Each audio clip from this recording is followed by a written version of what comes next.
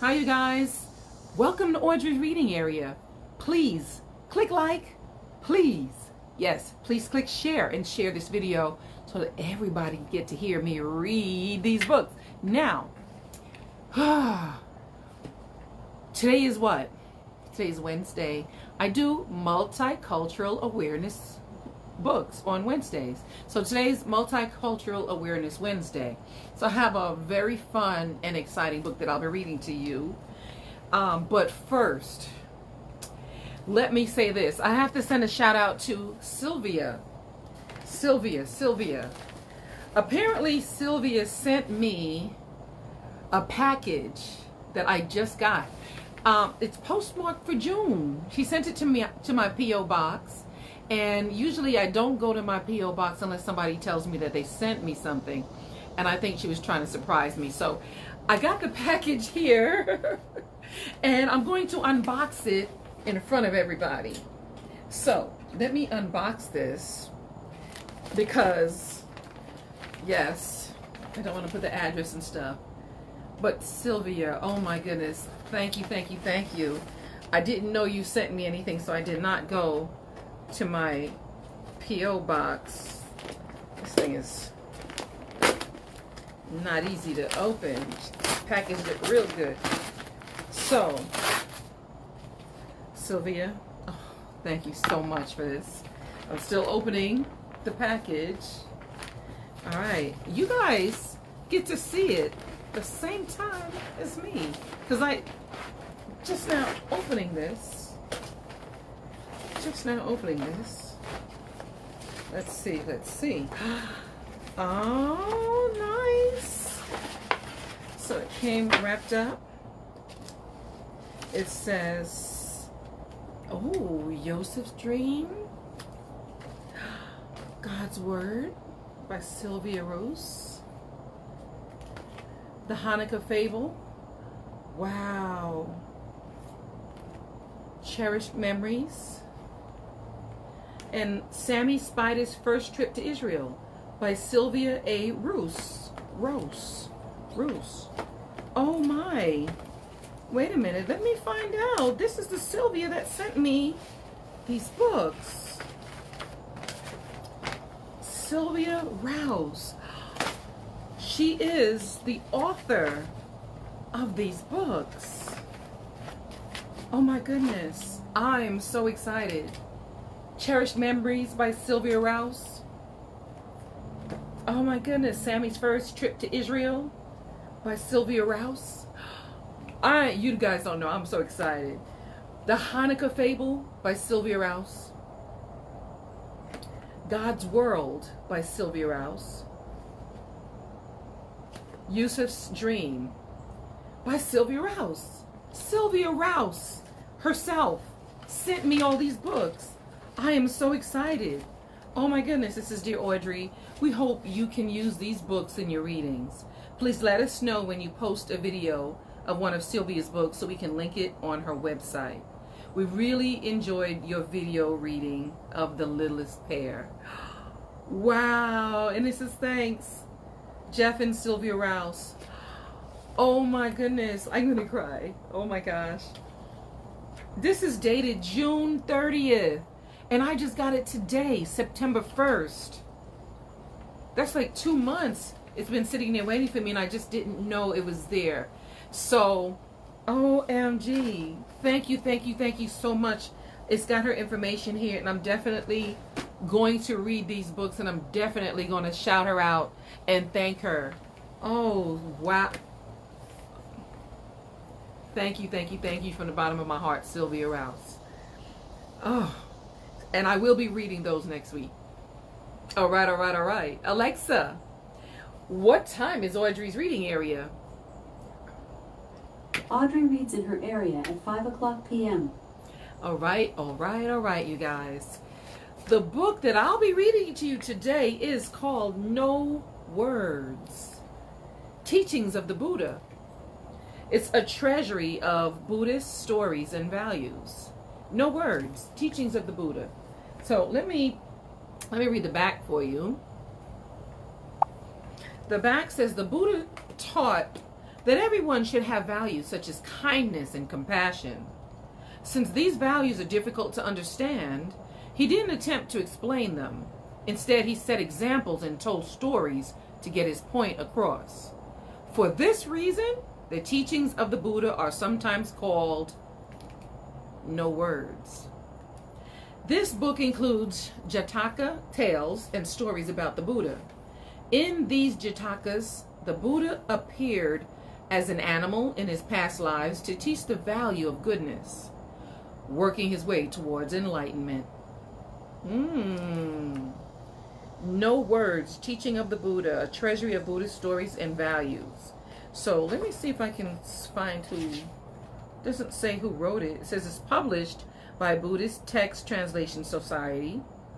No words, collected and adapted by Jin Raoshi for the Buddhist Text Translation Society.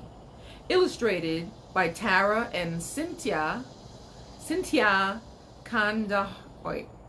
forgive me for mispronouncing if I do. Kandahsari. And book designed by Sue Ellen Parkinson. Composition by Crista Goddard. Wow. Published by Buddhist Text Translation Society. Wow. Pretty cool. No words, teaching of the Buddha. Teachings of the Buddha. The Buddha have lived in India over 2,500 years ago and was a great and wise teacher. Great and wise teacher. Can you see me a little better? Okay. One of the wonderful ways he taught was by his very own actions. For this reason and others, his teachings were sometimes called the teachings beyond words and letters. In this book called No Words, however, words are used to tell the stories of some of the Buddha's wisdom teachings. No matter whether the Buddha was born in the human or animal world, he always set a good example to teach compassion, loving kindness, patience, and wisdom. No words. So this book is divided up into chapters, and that's why you see all of these things here, because one of the chapters is the Deer King. I didn't have a deer. The Buddha and the Mad Elephant. The mustard seed. So I have a little bottle of mustard. The littlest lamp. Couldn't find a little lamp. Sudana. A poisonous snake. So I got my little snake right here. The monkey and the mangoes. So I got my little monkey and my mango, which I'm going to eat after I finish reading. The Wounded Swan. I have my little swan right here. It says the kind elephant calf. Buddha the doctor and Buddha the dragon, hence my dragon right here. An old bird's nest. So I didn't have all of this stuff, but I did my best. The Deer King. The Deer King. Banyan Deer King did not move, so we will be free. But what about the other deer and furry animals and the birds and the fish? What will they do? The question in the corner here. So it says the Deer King. A long time ago in the royal park of Benares, the Buddha appeared as a king of deer named Banyan Deer King. His coat was golden like the sun and his horns glistened like silver. He watched over a herd of 500 deer. Not far away, another herd of 500 deer was led by another golden deer named Branch. In the tall grass and shadows of the forest, the two herds lived together in peace. One day, the Prince of Benares was out on a hunt and spied the deer. What a perfect hunting ground, he cried. And into the park he dashed with his hunters.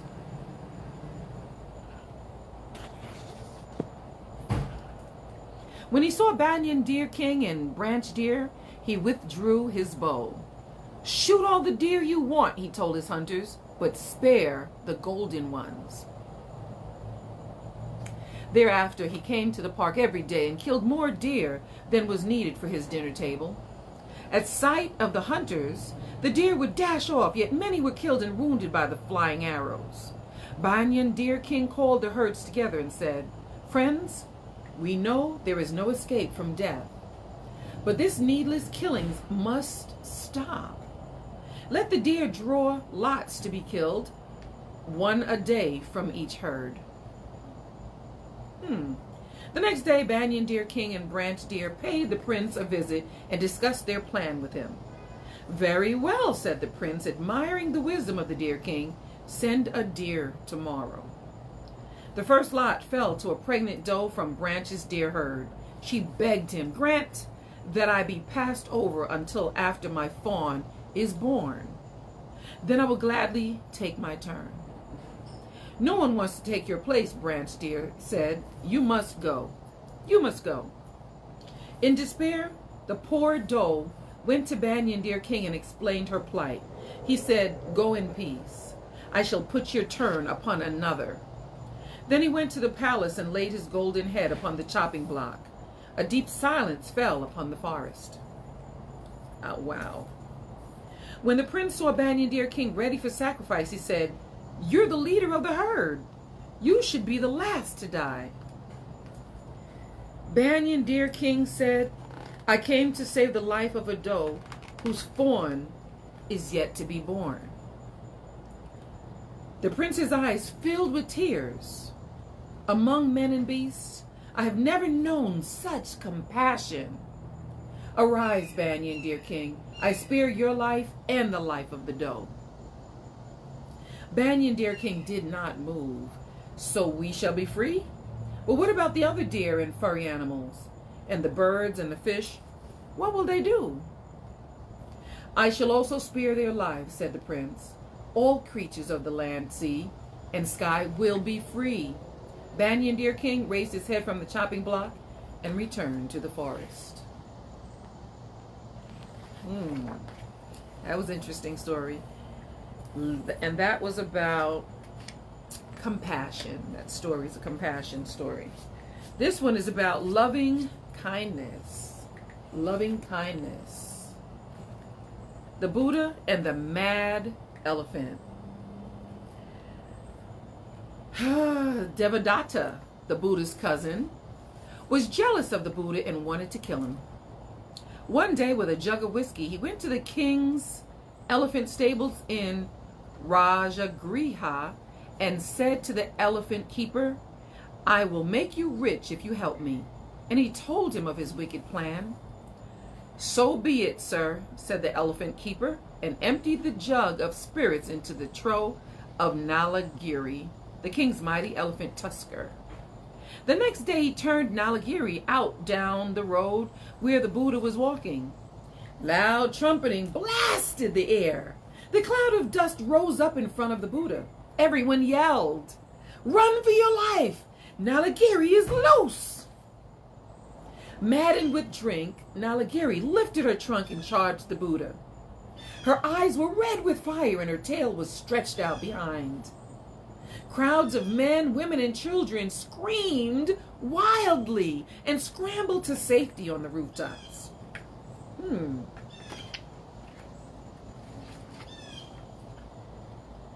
Raising his hand, the Buddha said, "Come, Nalagiri.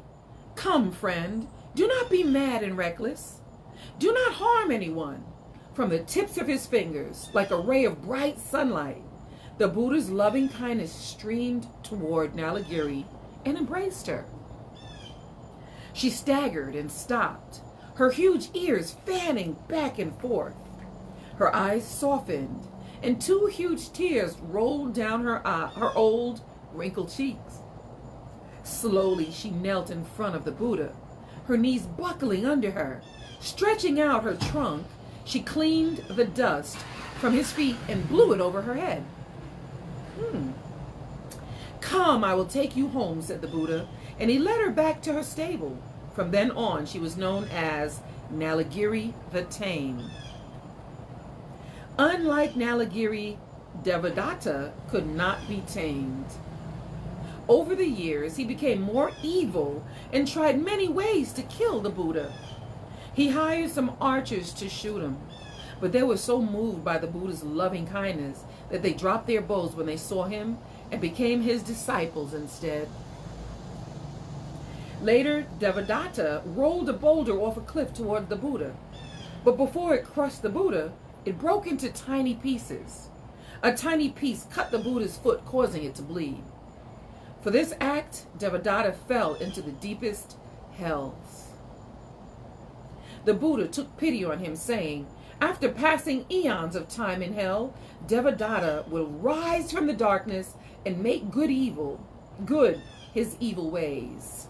Then he will attain enlightenment as a Buddha called Heavenly King. And this says, come Nalagiri, come friend, do not be mad and reckless. Do not harm anyone. And this is the picture. That. Loving kindness. Skill in means. The mustard seed. Skill in means. It says, I shall hear your son if you bring me a handful of mustard seed, but the seed must come from a house where no one has died. Interesting. Skill in means. The mustard seed. Once upon a time in the city of Benares, there lived a woman named Kisagotami, whose only son died. With the dead child in her arms, she ran from house to house, begging, please give me medicine for my son. Upon seeing her, the people shook their heads in pity. Poor Kisagotami, you have lost your senses. Your son is dead. He is beyond the help of medicine. Kisagotami, however, refused to accept their words and went on wandering in the streets, asking everyone she met for help.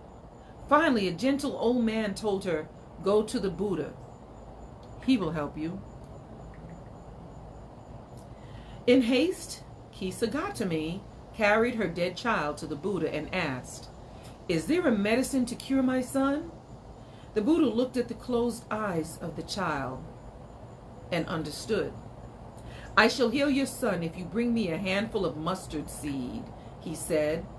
Joyfully, Kisagotami started off to get them.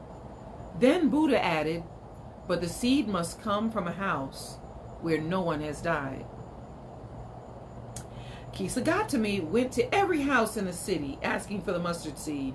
We have plenty of mustard seed, everyone said. Take all that you need.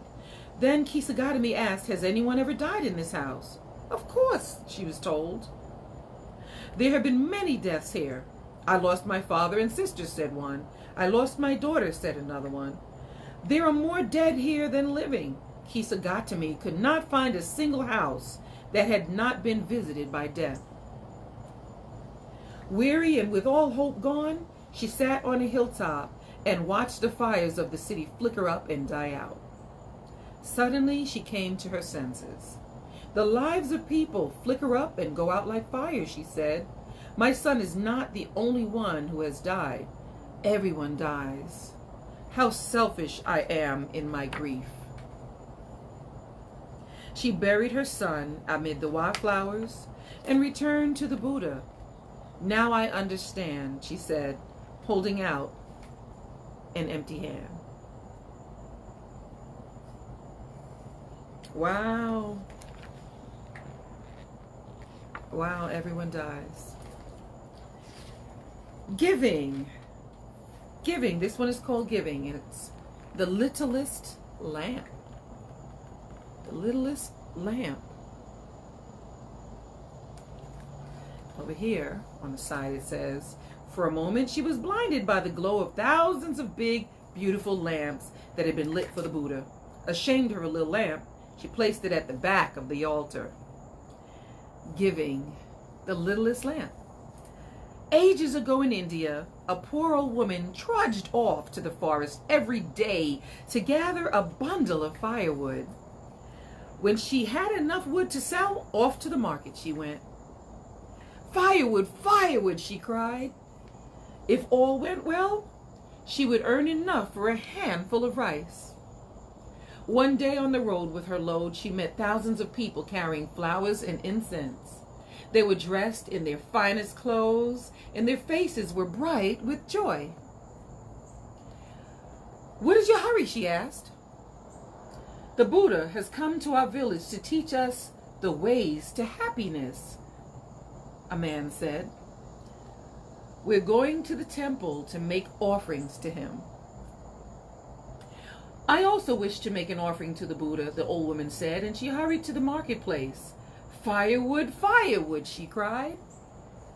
"I feel generous today," said a man of good heart. "I will pay you 2 coins for your wood."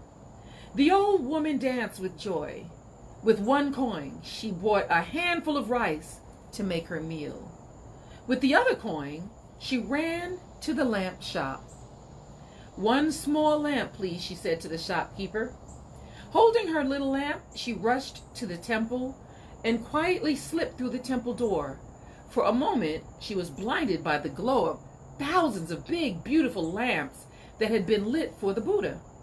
Ashamed of her little lamp, she placed it at the back of the altar. Then she sat to the side and listened to the Buddha. Like a warm summer rain, his words of wisdom washed away her shame. Suddenly, a gust of wind came up, and all the big, beautiful lamps were blown out. Only 1 little lamp was left burning. Its light was as bright as that of the 1,000 lamps.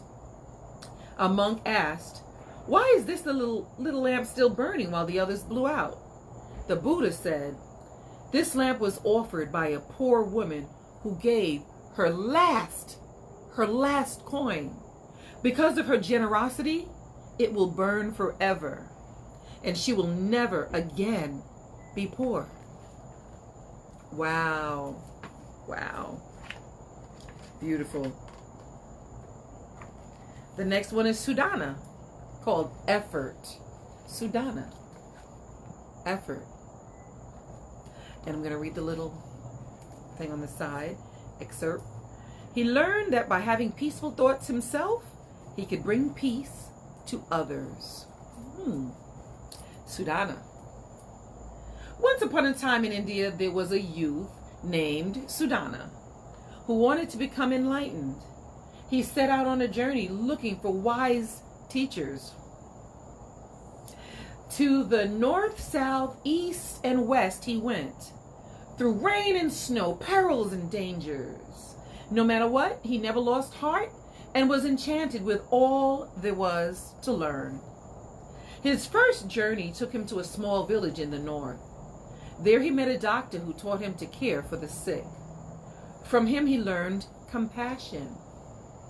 He wanted to stay, but the doctor said, "Keep going south on to your next teacher." On the road he met a poor old woman. "You must be hungry," she said, and shared her only yam with him. From her he learned giving.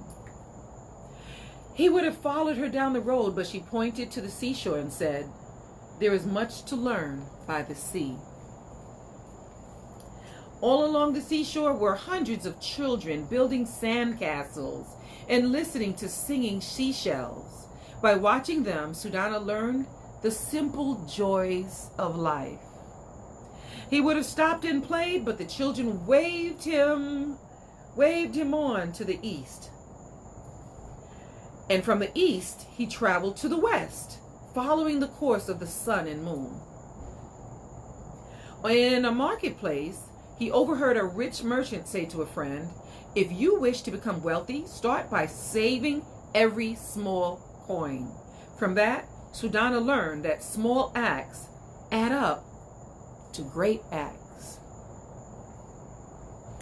At a temple, he saw a woman offering flowers to the Buddha. From her, he remembered to be thankful. "There was a monk in the forest," she said. "You will find him sitting under a sala tree." Sudana traveled on westward, and found the kind-hearted monk who taught him to meditate. He learned that by having peaceful thoughts himself, he could bring peace to others. Sudana wanted to stay in the forest, but the monk urged him on to his next teacher. With tears in his eyes, he bowed to the monk and left for the countryside. Farmers greeted Sudana from across their fields. They quenched his thirst and gave him shelter in their barns. From them, Sudana learned to be humble and content with whatever he had. One day, while walking through the forest, Sudana saw a tiny sprout growing out of a dead tree, a lesson in birth and death. When daylight faded and night spread over the earth in the cool evenings, Sudana slept underneath the trees and gazed at the moon in wonder. Then at the first glint of daylight, he was off again. In this manner, he continued along his journey, enthusiastically learning about life. Each lesson learned a small enlightenment. He learned that by having peaceful thoughts himself, he could bring peace to others. Yep. And this is the picture for that one. Nice. Next chapter, good conduct. Good conduct. Gold, a poisonous snake. A poisonous snake. Look at the picture. Snake. It says the Buddha has great wisdom. Because of gold, people become like poisonous snakes. And I know that's true. I know that to be true. One day the Buddha was walking down the road on his way to Benares. With him were 300 disciples. Suddenly he stopped and pointed to a pot of gold, barely visible in the grass by the road. "Look," he said, "a poisonous snake." A poor farmer who was working in a field nearby heard the Buddha and said, "I must go and protect the Buddha from the snake." But when he got to the road, the Buddha was out of sight. Looking around for the snake, the farmer saw instead the gold shining in the sunlight. "How lucky am I?" he cried, and carried the gold home. The next day, the farmer saw a big cart for sale. "My cart is too small," he said. "I will buy a new one." Another day, he saw a strong young ox for sale. "My ox is too old," he said. "I need a strong ox to pull my new cart."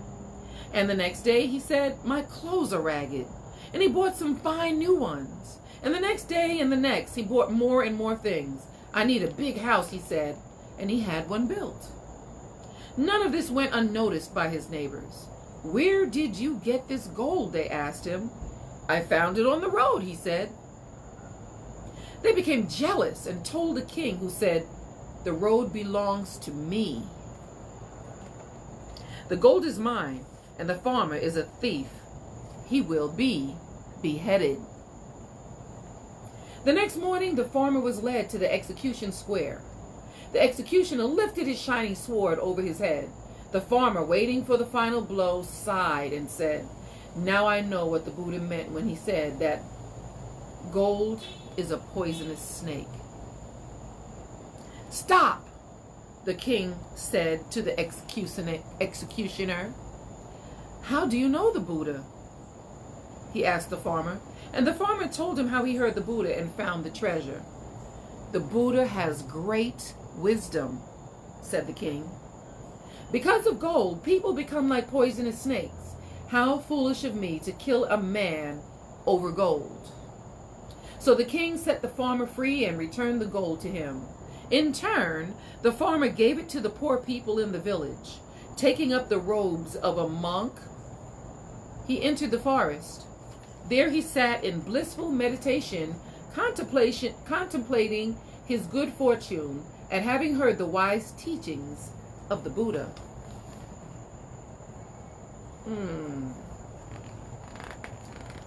Good conduct. Sacrifice is the next one. The Monkey King and the Mangoes. The mangoes, the Monkey King. The Monkey King and the mango, which I will be eating as soon as this video ends. Forgetting about the mangoes, the King Benares returned to his palace and ruled kindly and wisely for the rest of his life. I love this picture. Look at that. So cute. Once upon a time, the Buddha came into the world as a monkey king and ruled over 80,000 monkeys. He was tall and strong, and his wisdom was shone like the sun. On the bank of the Ganges River, there grew a huge mango tree, round like the moon.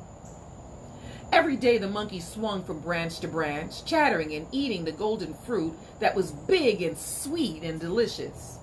One branch overhung the river.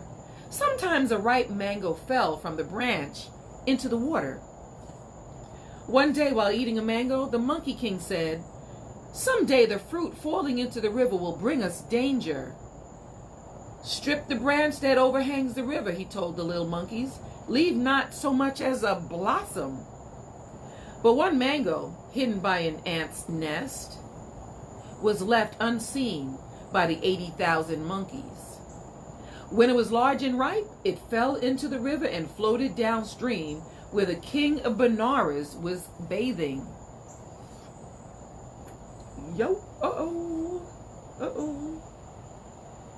The king picked up the mango and tasted it. "This is delicious," he said. "I must have more." Up the river went the human king with his retinue until he came to the foot of the mango tree. There, swinging from branch to branch, the monkeys were chattering and eating the golden fruit. "The monkeys are eating my mangoes," he cried. "They must be killed." The king's archers surrounded the little monkeys and stood with their bows ready. Shivering with fright, the little monkeys cried to the Monkey King, "What can we do? What can we do?" "Have no fear," said the Monkey King, and he tied his feet to a branch with a vine. Stretching out his long body, he sprang into the air, making a bridge from the tree to the far bank of the river. "Come, monkeys, run across my back," he called, and the 80,000 monkeys ran across his back to safety on the other side. The king of Benares, seeing all that was done, said to the archers, "It's not right that this monkey king should die. Put away your bows and arrows and help him down from the tree." As soon as the Monkey King's feet touched the ground, the king of Benares bowed to him, saying, "Great is a king who is willing to sacrifice his own life for his subjects. I have learned a valuable lesson from you today." Forgetting about the mangoes, the king of Benares returned to his palace and ruled kindly and wisely for the rest of his life. And the 80,000 monkeys returned to the mango tree, round like the moon. They jumped from branch to branch to branch, chattering and eating the golden fruit that was big and sweet and delicious. This one is called Sacrifice. Sacrificed himself to get all his people safely to the other side. Wow. The Wounded Swan. Wisdom and compassion is what this one is called. The Wounded Swan. Wisdom and compassion. It's my swan right here. It's not white, it's purple, but it's cute. Animals love their lives as much as people do, and they also have families. Who will take care of the baby swans if the mother dies? Now that is a good question. When the Buddha was a young prince named Siddhartha, he often played with his cousin, Devadatta. One day they were practicing archery by the royal lake, shooting at stumps. Suddenly they heard the cry of a swan flying up from the lake. Lowering their bows, they watched the great white bird soar gracefully into the clear blue sky, heading for the distant peaks of the Himalayan mountains. Without warning, Devadatta quickly drew his bow and let the arrow fly. Zip! "Don't shoot, Devadatta," Siddhartha cried, but it was too late. With a sharp cry, the swan tumbled down from the sky and fell to the ground. Siddhartha ran as fast as he could to the swan. "I must save it." With his soft hand, he gently stroked the trembling swan as he pulled the sharp arrow out of its wing. Devadatta came running up shouting, "You stole my bird, it's mine! I shot it!" I'll never give it to you. You'll only kill it, said Siddhartha. Animals love their lives as much as people do, and they also have families. Who will take care of the baby swans if the mother dies? Let us go to the palace and ask the wise sages to decide who should get the bird. At the palace, the wise sages heard each prince tell his side of the story. One sage said, the swan belongs to Devadatta. After all, he shot it. Another said, Prince Siddhartha found it, so it should go to him. Then the youngest sage said, the swan should go to the one who will save its life, not to the one who will destroy it. The others agreed, and the swan was given to Siddhartha. For the next few days, Siddhartha cared for the swan until it could fly again. Taking it to the lake, he turned it loose so it could live freely with its own kind. Fly far, far away, so you can be safe, he said, and the swan flew high into the bright morning sky. Hiding behind a tree, Devadatta watched the swan disappear. I'll get even with Siddhartha one day, he said. From then on, he teased Siddhartha and called him a coward, but Siddhartha did not mind. Devadatta is still my friend, he said. Still his friend. Wow. The Kind Elephant Calf. This one is called Reverence for Parents. Reverence for Parents, the Kind Elephant Calf. A little elephant here. Silk and jewels, food and drink do not make me happy. My old mother is sightless and alone in the forest with no one to care for her. Aww. Aww. The Kind Elephant Calf. Ages ago in the foothills of the Himalaya mountains, the Buddha was born as a magnificent elephant calf. He was strong and brave and as white as a lotus flower. His mother called him Sati. Sati followed his mother everywhere. She gave him sweet mangoes and bathed him in sparkling pools of water among the fragrant lotuses. In the hot afternoons, she rested in the shade of the blooming salad trees while he romped with the other elephant calves. Over the years, Sati grew bigger and stronger, and his mother grew older and weaker. In time, she lost her sight. Sati gave her the sweetest mangoes and bathed her in sparkling pools. Then he guided her to rest in the shade of her favorite salad tree while he roamed with his friends. One day, the king of Kashi saw Sati, who had grown by now into a huge white elephant.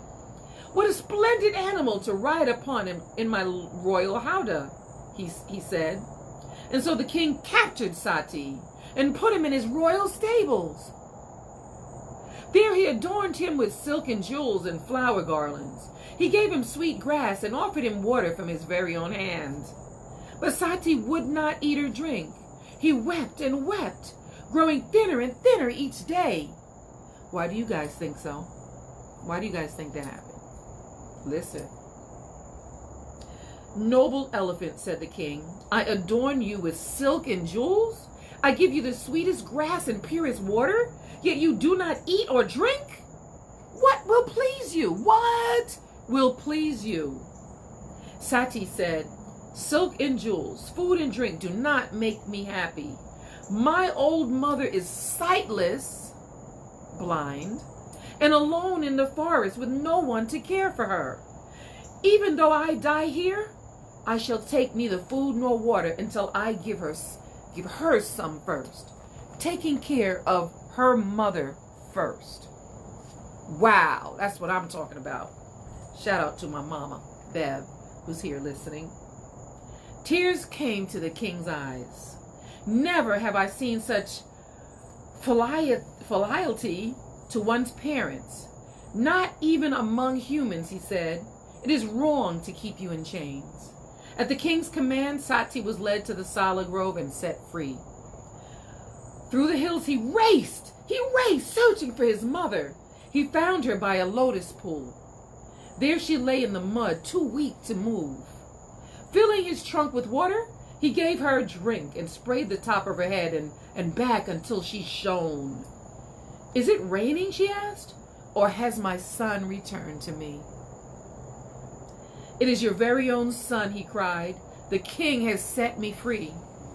His mother said, may the king of Kashi and his queen rejoice today as I rejoice at having my son back. Sati plucked the sweetest mangoes from a tree and gave them to her. He told her how he was captured, taken to the royal stables, and was offered silk and jewels. But most of all, he told her of the king's kindness in setting him free to care for her again. Wow. Reverence for parents. Taking care of your mom, your parents, your mom in their olden days. Wow. Wow. Just wow. Patience. Buddha the doctor. If you do not help each other, who will do so? Helping others is the same as serving the Buddha. Helping others. Helping others. Patience is what this one's called. Patience. Buddha the doctor. Once upon a time, in a quiet monastery near the holy city of Benares, there was a young monk named Tisha. He wore a yellow robe and lived the simple, secluded life of a monk.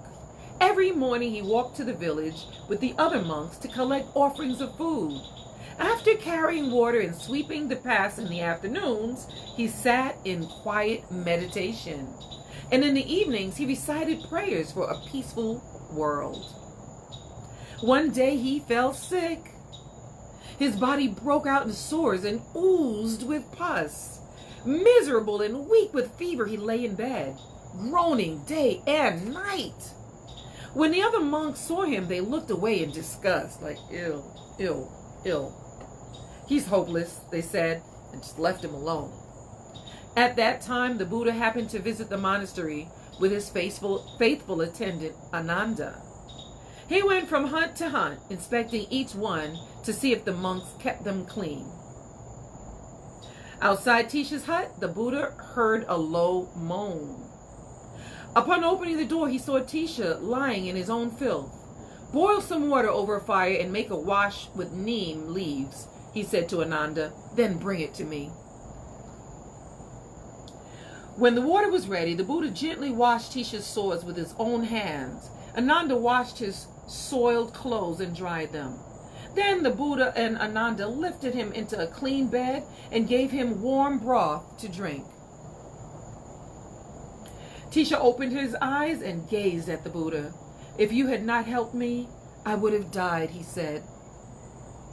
The Buddha rubbed Tisha on the crown of his head. If you had not helped me, he said, abide in peace, he said, and quietly left the hut. So the Buddha rubbed Tisha's head on the crown of his head. Abide in peace, he said, and quietly left the hut. Just left quietly. When the monks saw the Buddha caring so tenderly for Tisha, they bowed their heads in shame.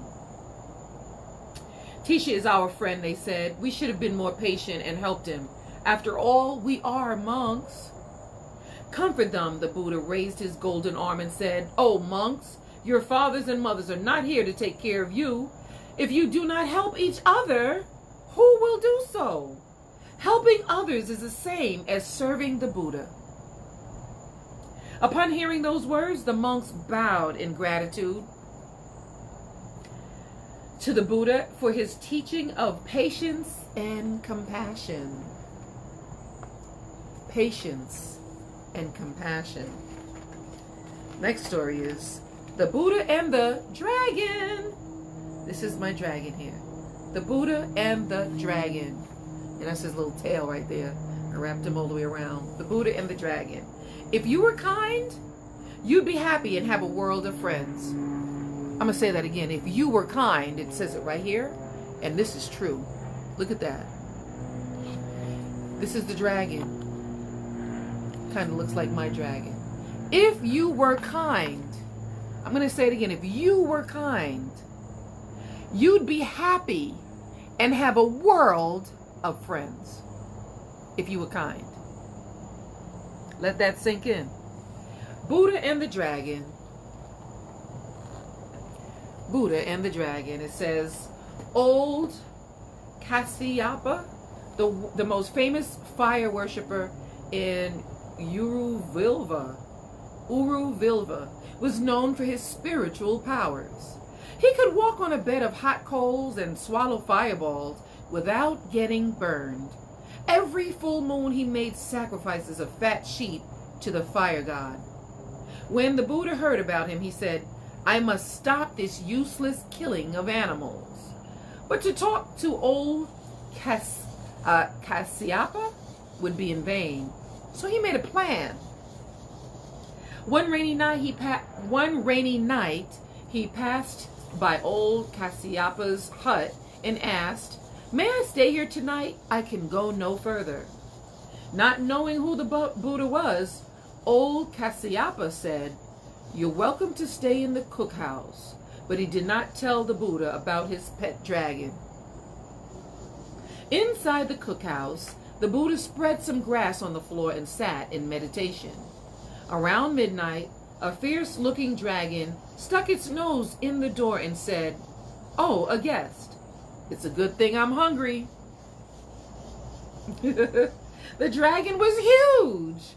It was horrible. It was scary and lime green.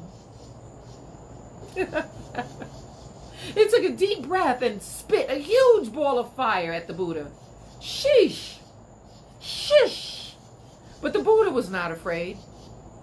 He concentrated on loving kindness and could not be burned. Now look, the dragon said, I don't like this. Everyone else is afraid of me. As soon as I look at them, they run away screaming. Why should I be afraid of you, said the Buddha. You're just a miserable old dragon who treats others badly. If you were kind, you would be happy and have a world of friends. It's true, said the dragon, tears streaming down his scaly cheeks. All I do is scare people. I don't know how to be kind. Then I'll teach you, said the Buddha. Come, get into my begging bowl.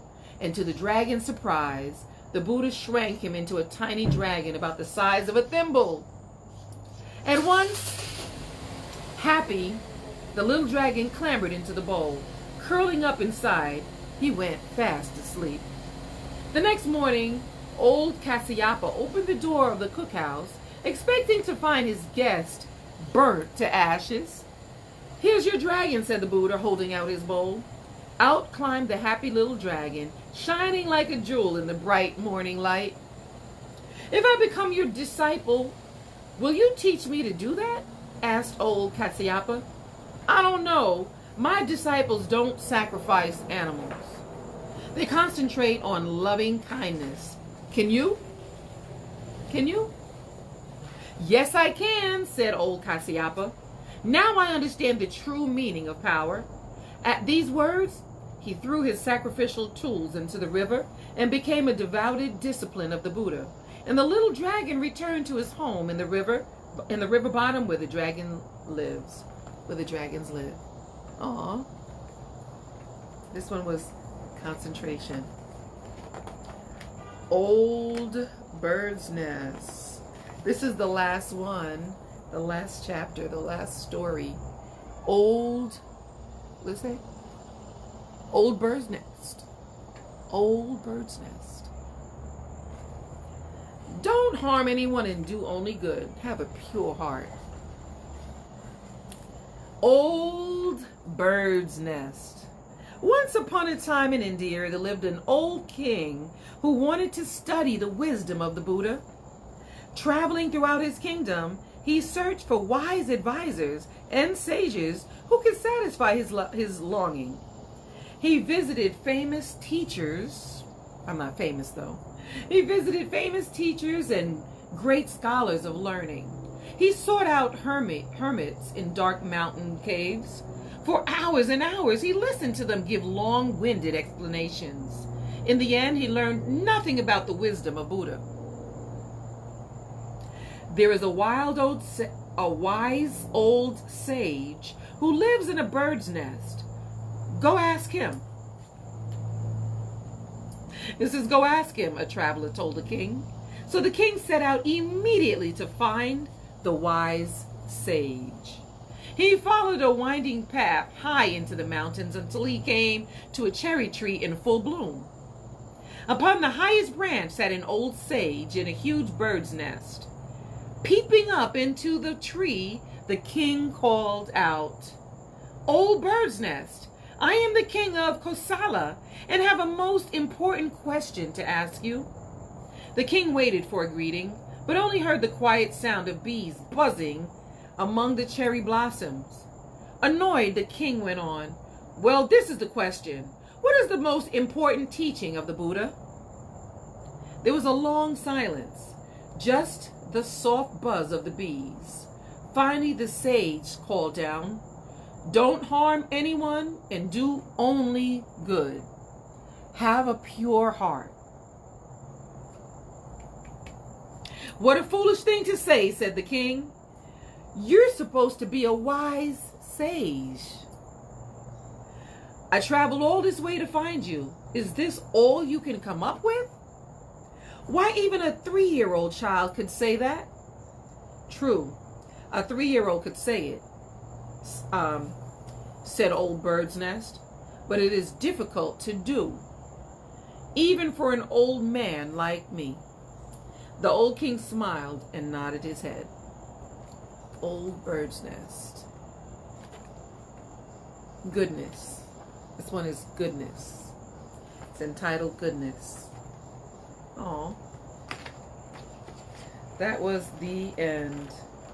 I'm going to show you these pictures. It says, let me show you these pictures of these two young ladies.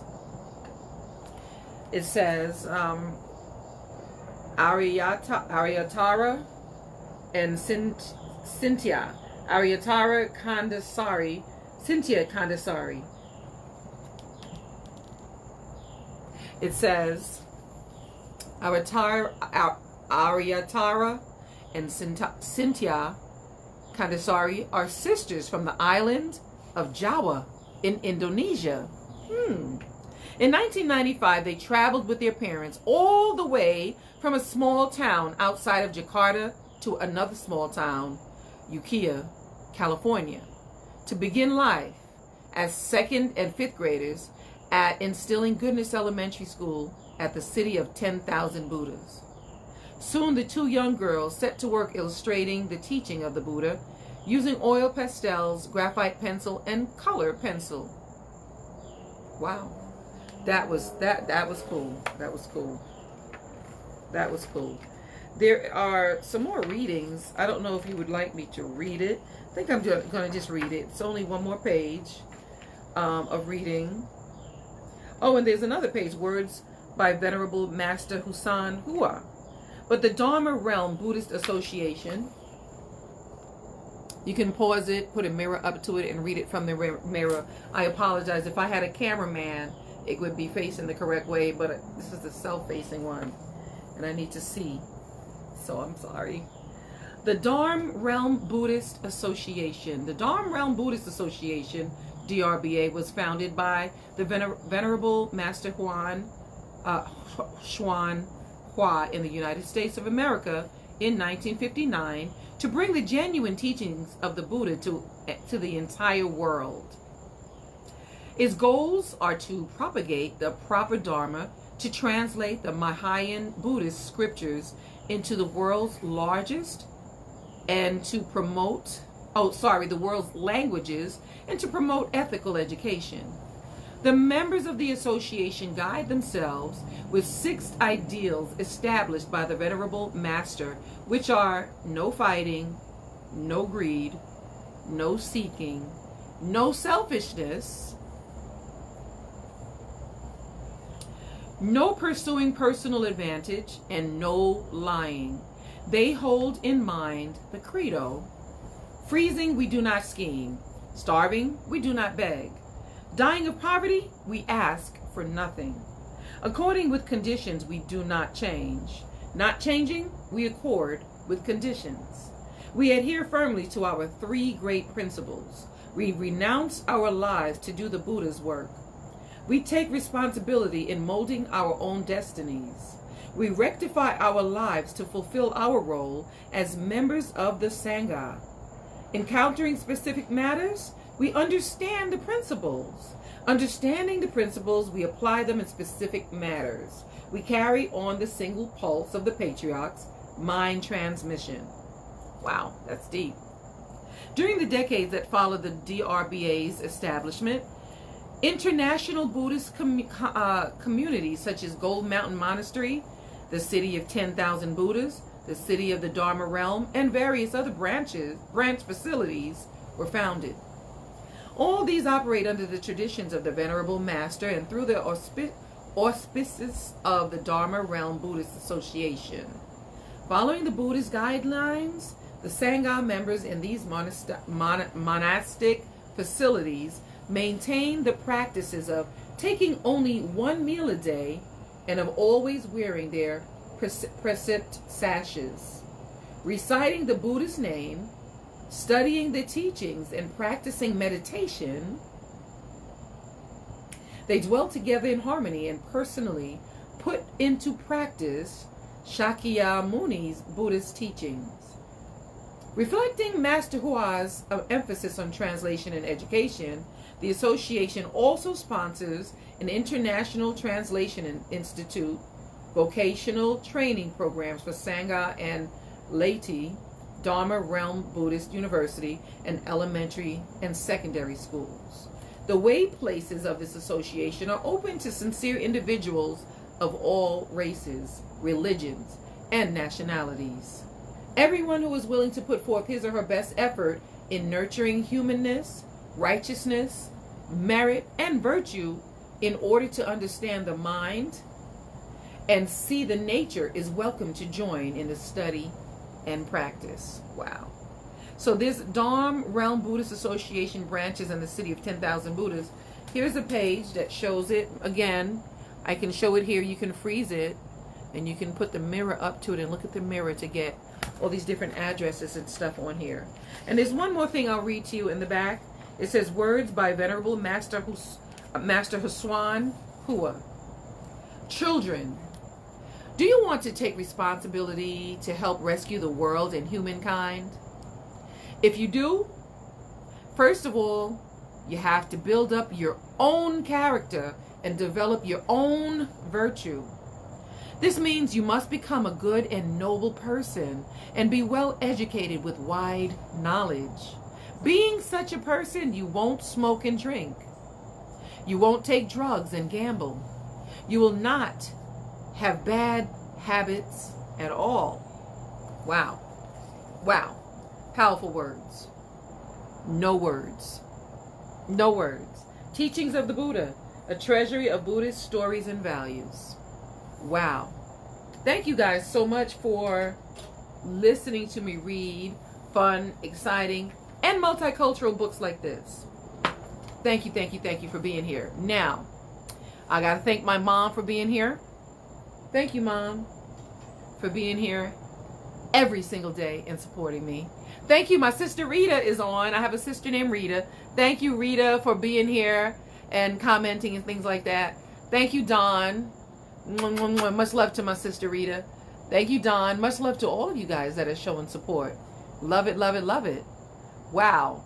I appreciate you guys. I really do. I want to just sit here and just thank you all day long, but I can't. But once again, I have to say thank you to Jeff and Sylvia Rose, or R-O-U-S-S, Rose or Rouse, who sent me all of these books written by Sylvia Rouse. Like the author sent me all these books. They're 1, 2, 3, 4, 5 books. 1, 2, 3, 4, 5. 5 books. That means next week we're going to have a Sylvia Rouse week. One day, every day, I'm going to read one of Sylvia Rouse's books. Every day next week. I am just so appreciative of this donation. Wow. And again, I'm so sorry it took me so long to go in there and get these books. But I got them. I got them. Thank you so much. And I will be sending you an email. Thank you again. Hopefully I can tag you to this. But every single day next week, I'll be reading a book written by Sylvia Rouse. Yes, I will. Thank you. So let me also add, you guys, tomorrow, I was going to say I'll be live at 5, but instead I'm going to be live at 3:30. I'll be live at 3:30 tomorrow. 4:30 I have a training class that I have to go to, first aid, CPR, and AED training for the schools. So I'll be live at 3:30 tomorrow. I'll see ya tomorrow. It's only a day away. That's right. It's only a day away. Thank you everyone for your love and support. OMG. I'm just loving it. So once again, you guys, thank you for being here. Don't forget to click like. Don't forget to hit share. And don't forget, in a few minutes, you will see a link above me. It's blue. Touch it with your finger on your phone or click it with your mouse on your computer. It'll take you straight to Audrey's reading area on YouTube. And then just smash, I said smash that subscribe button for me. And go ahead and punch that notification bell so that every time I upload a new video, it'll notify you. It'll let you know. And you can watch it all over again. And you can sit your kids, your cousins, your nieces and nephews in front, and they can get to watch me read fun and exciting books with all these nice, cool little props in the background. Thank you guys so much. Once again, shout out to everyone who's here and listening and supporting. It doesn't show me everyone. Sometimes it shows it to me too late. But thank you guys. Love and appreciate all of this love. And I will see you tomorrow at 3:30. All right. See you soon. Here at Audrey's Reading Area.